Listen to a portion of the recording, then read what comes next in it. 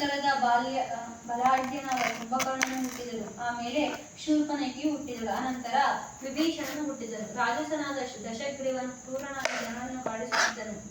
ತಾಮಸನಾದ ಕುಂಭಕರ್ಣನು ಋಷಿಗಳನ್ನು ತಿನ್ನುತ್ತಾ ಯಾವಾಗಲಾದರೂ ಕ್ಷುಧಾಬ್ಧತೆಯಿಂದ ಪರದಾಡುತ್ತಿದ್ದನು.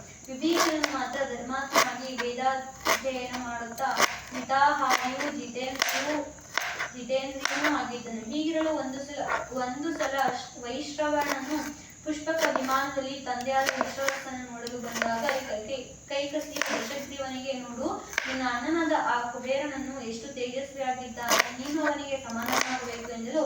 ಅಷ್ಟೇಕೆ, ನಾನು ಅವನಿಗಿಂತಲೂ ಅಧಿಕನಾಗುತ್ತೇನೆ ಎಂದು ಅವನ ತಾಯಿಯನ್ನು ಸಮಾಧಾನ ಮಾಡಿದನು. ಅನಂತರ ದಶಗ್ರೀವನು ತನ್ನ ಸೋದರನೊಡನೆ ಹೊರಟು ಇಷ್ಟಸಿದ್ಧಿಗಾಗಿ ಗೋಕರ್ಣ ಕ್ಷೇತ್ರದಲ್ಲಿ ಕಠೋರವಾದ ತಪಸ್ಸನ್ನಾಚರಿಸಿ ಬ್ರಹ್ಮದೇವನನ್ನು ಮೆಚ್ಚಿಸಿದನು ಎಂದರು.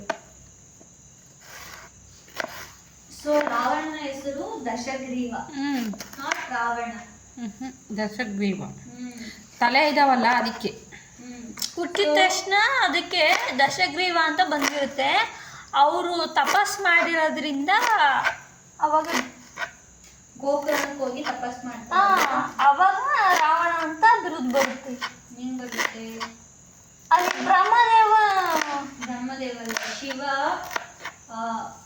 ಕಾಲಿನ ಗೊತ್ತಿ ತಿಳ್ಕೊಂತಾನಲ್ವಾ, ಅವಾಗ ಅರಿಸ್ತಾನೆ. ಕಿರ್ಚ್ಕೊಂಡಾಗ ನಮ್ಮ ಭೂಮಿ ದೇವತೆಗಳೆಲ್ಲ ಆಹಾಕಾರ ಪಟ್ಟು ಎಷ್ಟು ಜೋರಾಗಿ ಅರಸ್ತೀವಿ ಆಹಾ ರಾವಣ ಅಂತ. ಅದು ಬೈಯ ತರ ಹೇಳಿದ್ರೆ ರಾವಣ ದಶಗ್ರೀವಯಪ್ಪ ಇದು ಶಿವ ಕೊಟ್ಟಿರೋ ಹೆಸರು ನನಗೆ ಅಂತ ಬೈಗಳನ್ನು ಇದು ನನ್ಗೆ ಅದೇ ಬೇಕು ಅಂತಾನಂತೆ.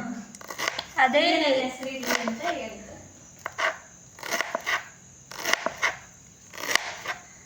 ಉತ್ತರಕಾಂಡ ಅಂದ್ರೆ ಯುದ್ಧ ಎಲ್ಲ ಆದ್ಮೇಲೆ ರಾವಣನ ಜೊತೆ ಆಗ ಕಾಂಡನು ಉತ್ತರಕಾಂಡ.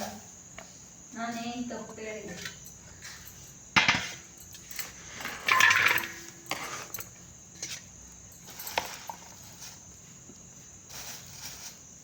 ಲೋಕಾಭಿರಾಮಂಶನಾಥಂ ಕಾರುಣ್ಯರೂಪಂ ಕರುಣಾಕರಂ ತಂ ಶ್ರೀರಾಮಚಂದ್ರಂ ಶರಣಂ ಪ್ರಪದ್ಯೆ. ಆಪದಾಮಪಹರ್ತಾರಂ ದಾತಾರಂ ಸರ್ವಸಂಪದಾಂ ಲೋಕಾಭಿರಾಮಂ ಶ್ರೀರಾಮಂ ಭೂಯೋ ಭೂಯೋ ನಮಾಮ್ಯಹಂ.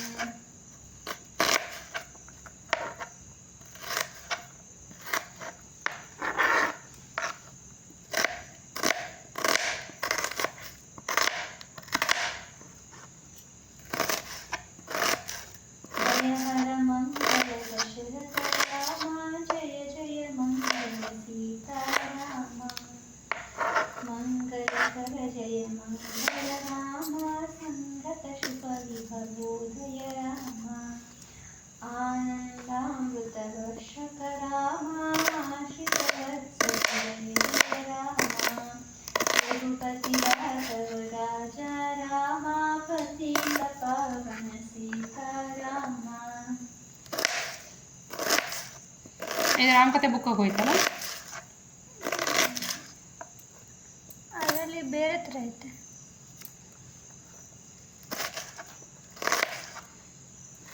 ಅದ್ರಲ್ಲಿ ರಘುಪತಿ ರಾಘವ ರಾಜ ರಾಮ, ಪತಿತ ಪಾವನ ಸೀತಾರಾಮ. ಭಕ್ತ ಪೋಷಕ ರಾಜ ರಾಮ, ಮುಕ್ತಿ ಪ್ರದಾಯಕ ಸೀತಾರಾಮ. ಭವಭಂಜನ ರಾಜಾರಾಮ, ಭವ್ಯ ವಿಮೋಚನ ಸೀತಾರಾಮ. ದಶರಥ ನಂದನ ರಾಜಾರಾಮ, ದಶಮುಖವರ್ಧನ ಸೀತಾರಾಮ. ಏನಾದರೂ ತಪ್ಪಾಗಿ ಹೇಳಿದರೆ ಕ್ಷಮಿಸಿ.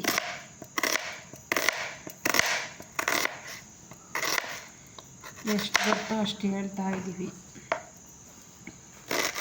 ಏನ್ ಮಾಡ್ತಾ ಇದ್ದೀರ? ಏನೋ ಒಂದು ಥರ ರಾಮನ್ ನೆನೆಸ್ಬೇಕು ಅನ್ನೋ. ನಾವು ಬಜ್ಜಿ ಮಾಡ್ತಿದ್ವಿ, ಬೋಂಡ. ಏನ್ ಬೋಂಡ? ಆನಿಯನ್, ಸಬ್ಬಾಕ್ ಸೊಪ್ಪು, ಕೊತ್ತಂಬರಿ ಸೊಪ್ಪು, ಬಾಳೆಕಾಯಿ. ಸಂಡೇ ಸ್ಪೆಷಲ್ ಕಡಲೆ ಹಿಟ್ಟಿನ ಬೋಂಡ ಅಲ್ವಾ, ನಾವು ಆ ಥರನೂ ಅನ್ಬೋದು.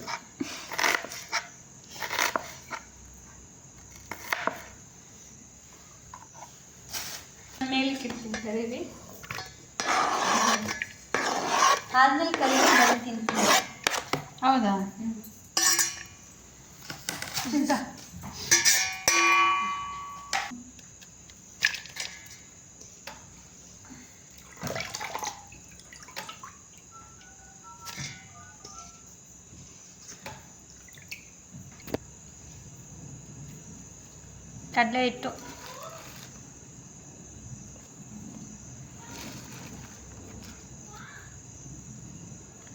ಬಜ್ಜಿ ಮಾಡುವಾಗ ಪ್ರೊಸೀಜರ್ ಏನಂದರೆ ಪೌಡ್ರ್ ಹಾಕ್ಬಿಟ್ಟು ಕಡಲೆ ಹಿಟ್ಟು ಹಾಕ್ಬಿಟ್ಟು ನೀರು ಹಾಕ್ಬಿಟ್ಟು ಕಲಿಸ್ಬಾರ್ದು. ಬೋಂಡ ಮಾಡುವಾಗ ನಾವೇನೇನು ಕಟ್ ಮಾಡ್ಕೊಂಡಿರ್ತೀವಿ ಥಿಂಗ್ಸು, ಕಡಲೆಬೇಳೆ, ಜೀರಿಗೆ, ಸೋಡಾ ಪುಡಿ ಹಾಕ್ತಾಯಿದ್ದೀವಿ ಈಗ. ಸೋಡಾ ಪುಡಿ ಎಲ್ಲ ಒಂದೊಂದೇ ಎಲ್ಲ ಐಟಮ್ಸ್ ಹಾಕೊಂಬಿಟ್ಟು ಚೆನ್ನಾಗಿ ಮಿಕ್ಸ್ ಮಾಡ್ಕೋಬೇಕು. ನೋಡಿ ಕಡಲೆಬೇಳೆ ಮಿಕ್ಸ್ ಮಾಡ್ಕೊಂಬಿಟ್ಟು ಆಮೇಲೆ ನೀರು ಬೇಕು ಅಂತ ಅನಿಸಿದ್ರೆ ಹಾಕ್ಬೇಕು. ಯಾಕಂದರೆ ಆನಿಯನ್ದು ಆ ತೇವಾಂಶದಿಂದ ಅದೇ ಕವರ್ ಆಗಿಬಿಡುತ್ತೆ. ನಾವು ಆನಿಯನ್ ನೀರು ಹಾಕೋ ಅವಶ್ಯಕತೆನೇ ಇರಲ್ಲ. ಈಗ ಕರ್ಬೇವಿನ ಸೊಪ್ಪು ಸ್ವಲ್ಪ ಹಾಕೊತಾ ಇದ್ದೀವಿ, ಯಾಕಂದರೆ ನಮ್ಮ ಹತ್ರ ಕ್ವಾಂಟಿಟಿ ಅಷ್ಟೇ ಇರೋದು. ಸ್ವಲ್ಪ ಖಾರದ ಪುಡಿ, ಹೆಚ್ಚು ಖಾರದ ಪುಡಿ, ಸ್ವಲ್ಪ ಅಂದರೆ ನಾವು ಸ್ಪೂನ್ ಹಾಕಿದ್ದೀವಿ. ಯಾಕಂದರೆ ನಾವು ಮಿಕ್ಸ್ ಕಂಟೆಂಟ್ ಕೂಡ ಸ್ವಲ್ಪ ಜಾಸ್ತಿ ಮಾಡ್ತಾಯಿದ್ದೀವಿ, ಅದಕ್ಕೋಸ್ಕರ. ಸ್ವಲ್ಪ ಅಕ್ಕಿ ಹಿಟ್ಟು ಹಾಕೊಂಡ್ರೆ ಕ್ರಿಸ್ಪಿಯಾಗಿರುತ್ತೆ ಅಂತ ಅದಕ್ಕೆ ಹಾಕೊತಾ ಇದ್ದೀವಿ ನಾವು. ಸ್ವಲ್ಪ ರುಚಿಗೆ ತಕ್ಕಷ್ಟು ಉಪ್ಪು ಸ್ವಲ್ಪ ಜಾಸ್ತಿನೇ ಹಾಕ್ಬಿಟ್ಟಿದ್ವಿ. ನೋಡ್ಬೇಕು, ಒಂದು ಮಾಡಿಬಿಟ್ಟು ಟೇಸ್ಟ್ ಮಾಡಿಬಿಟ್ಟು ಆಮೇಲೆ ಬೇಕಂದರೆ ಸ್ವಲ್ಪ ಹಿಟ್ಟು ಹಾಕೊಂಡು ಮಿಕ್ಸ್ ಮಾಡ್ಕೋಬೇಕು. ಯಾಕಂದರೆ ಅದು ಟಾಟಾ ಉಪ್ಪು ಸ್ವಲ್ಪ ಹಾಕ್ಬಿಟ್ಟು ಜಾಸ್ತಿ ಆಗಿಬಿಡುತ್ತೆ. ಹಾಗೆ ಇವಾಗ ಸ್ವಲ್ಪ ಹಿಟ್ಟು ಕೂಡ ಹಾಕ್ಬಿಡ್ತೀವಿ, ಇಲ್ಲ ಅಂದರೆ ಆಮೇಲೆ ತಿನ್ನೋಕೆ ಕಷ್ಟ ಆಗ್ಬಿಡುತ್ತೆ. ಇವಾಗ ಚೆನ್ನಾಗಿ ಮಿಕ್ಸ್ ಮಾಡ್ಕೋಬೇಕು.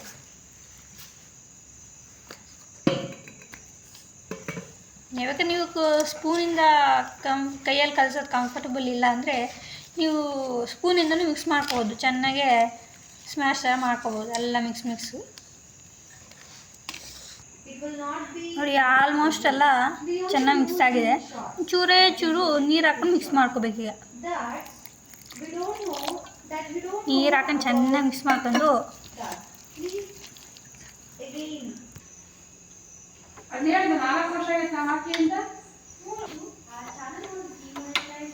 ನಾವು ಫಸ್ಟು ಸ್ಟವ್ ಹಚ್ಕೋಬೇಕು. ಹಿಂಗೆ ಸ್ಟವ್ ಹಚ್ಕೊಂಡು ಒಂದು ಬಾಣಲಿನ ಇಟ್ಕೋಬೇಕು.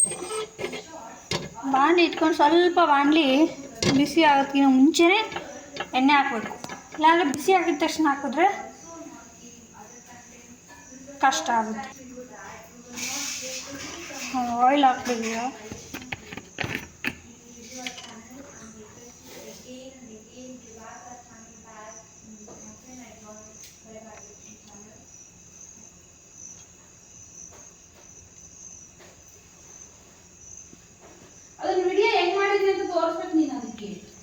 ಆ್ಯಕ್ಚುಲಿ ನಾನು ಕ್ಯಾಪ್ ಇರುತ್ತಲ್ಲ, ಕ್ಯಾಪ್ನ ತೆಗ್ದೇ ಇಲ್ಲ, ಹಂಗೆ ಹಾಕ್ತಾಯಿದ್ದೀನಿ. ಅದಕ್ಕೆ ಎಣ್ಣೆ ಎಷ್ಟೊತ್ತು ಬಿದ್ದಿಲ್ಲ. ಇವಾಗ ಹಾಕಬೇಕು.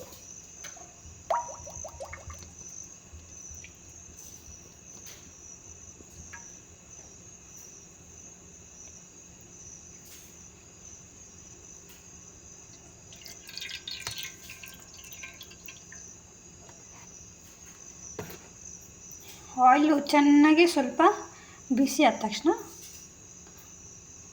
ಬೋಂಡನ ಹಾಕೋಣ. ನಾವು ಕಲಿಸ್ಕೊಂಡಿರುವ ಮಿಶ್ರಣನ ಸ್ವಲ್ಪನೇ ಹಾಕ್ಬೇಕು. ನಾವು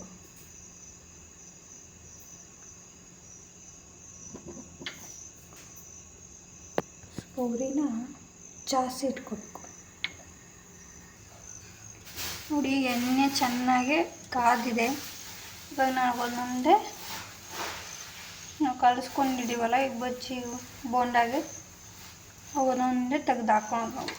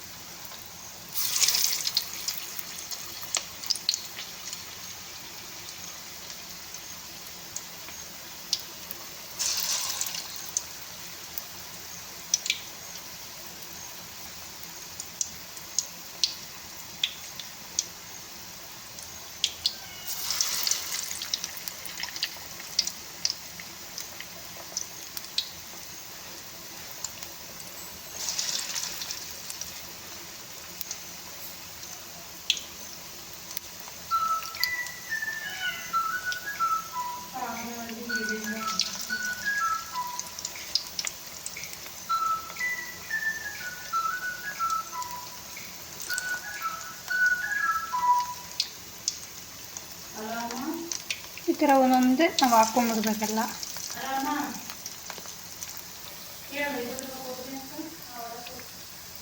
ಎಲ್ಲ ಆಗಿದ್ದಾವೆ ಈಗ.